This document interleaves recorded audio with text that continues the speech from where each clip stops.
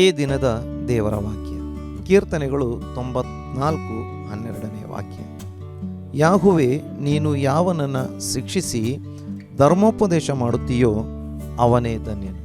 ವಾಕ್ಯದಲ್ಲಿ ನಾವು ನೋಡುತ್ತೇವೆ, ಪ್ರತಿ ತಂದೆ ತನ್ನ ಮಕ್ಕಳನ್ನು ಶಿಕ್ಷಿಸುವಾತನಾಗಿದ್ದಾನೆ. ಆದರೆ ಯಾವ ತಂದೆ ಕೂಡ ತನ್ನ ಮಕ್ಕಳ ಮೇಲೆ ದ್ವೇಷದಿಂದ ಹಾಳಾಗುವುದಕ್ಕಾಗಿ ಶಿಕ್ಷಿಸದೆ ಪ್ರೀತಿಯಿಂದ ಅವರಿಗೆ ಅವರ ಜೀವನದಲ್ಲಿ ಒಂದು ಒಳ್ಳೆಯ ಶಿಸ್ತು, ಒಂದು ಒಳ್ಳೆಯ ಬೆಳವಣಿಗೆ, ಒಂದು ಅಭಿವೃದ್ಧಿ ಆಶೀರ್ವಾದಕ್ಕಾಗಿ ಶಿಕ್ಷಿಸುವಾತನಾಗಿದ್ದಾನೆ. ಹಾಗೆಯೇ ದೇವರು ಶಿಕ್ಷಿಸುವಾತನಾಗಿದ್ದಾನೆ, ಧರ್ಮೋಪದೇಶ ಮಾಡುವಂಥವನಾಗಿದ್ದಾನೆ.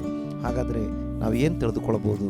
ಈ ರೀತಿಯಾಗಿ ಯಾರು ದೇವರಿಂದ ಒಂದು ಶಿಕ್ಷಣ, ಧರ್ಮೋಪದೇಶವನ್ನು ಹೊಂದಿಕೊಳ್ಳುವವರಾಗಿದ್ದಾರೆ ಅವರು ಧನ್ಯರು ಎಂಬುದಾಗಿ. ಪ್ರೀತಿಯ ದೇವಜನರೇ, ಸಹೋದರ ಸಹೋದರಿಯರೇ, ದೇವರು ನಮ್ಮನ್ನು ಶಿಕ್ಷಿಸುವುದು ಆತನು ಮಾತ್ರವಲ್ಲ, ನಮ್ಮನ್ನು ಆಶೀರ್ವದಿಸುವಾತನಾಗಿದ್ದಾನೆ.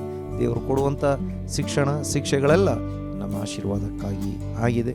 ಹಾಗಾಗಿ ದೇವರು ನಮ್ಮನ್ನು ಅದ್ಭುತವಾಗಿ ಧರ್ಮೋಪದೇಶ ಮಾಡಿ, ವಾಕ್ಯೋಪದೇಶ ಮಾಡಿ, ಈ ವಾಕ್ಯದ ಮೂಲಕ ದೇವರು ಈ ದಿನವೆಲ್ಲ ಕಾದು ಕಾಪಾಡಿ ಆಶೀರ್ವದಿಸಿ ನಡೆಸಲಿ ಎಂಬುದಾಗಿ ನಾವು ಪ್ರಾರ್ಥಿಸುವಂಥವರಾಗಿದ್ದೇವೆ.